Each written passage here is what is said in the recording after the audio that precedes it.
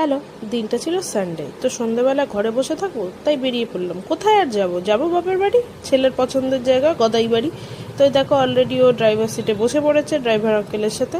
তো এইবার খানিকটা যাওয়ার পর ওর মনে হলো যে না, ও মায়ের কাছে আসবে, তো আমার কাছে চলে এলো, কিন্তু গাড়িতেও সিট ছিল না।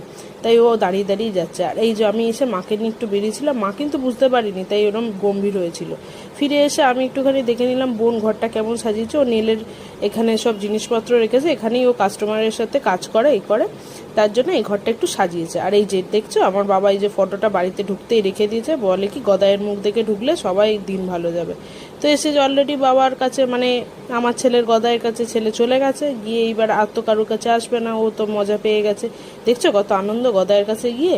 গদাইয়ের কাছ থেকে কিন্তু ও কারোর কাছে যাবে না। আর অ্যাজ ইউজুয়াল বাবার যা আবদার থাকে, আমি যা মানে একটা কিছু বানিয়ে খাওয়ানো, তো আমি পকোড়া বানাচ্ছিলাম। বাবা ছোটো ছোটো করে পিস করে অলরেডি এনে রেখেছিল, আমি ম্যারিনেট করে পকোড়াটা ভাজলাম।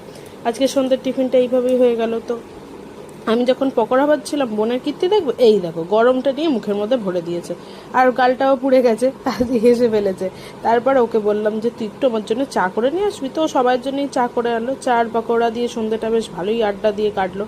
তারপরে ওর বাবা চলে এসছে। বাবা চলে আসার পরে আমার বাবা কি করছে দেখো, জামাইয়ের জন্য লুচি ভাজছে। আমার মা বেলে দিচ্ছে, বাবা লুচি ভাজছে। জামাই করতে দেয়নি, ওরাই করবে, বলছে না তুই লুচি ফোলাতে পারবি না। তো আমি একটা ফুলকো লুচি নিয়ে নিলাম খাওয়ার জন্য, আর এই যে জামাইকে খেতে দিয়েছে। তো আমি জিজ্ঞেস করলাম তো কেমন করেছে তোমার শ্বশুর রান্না।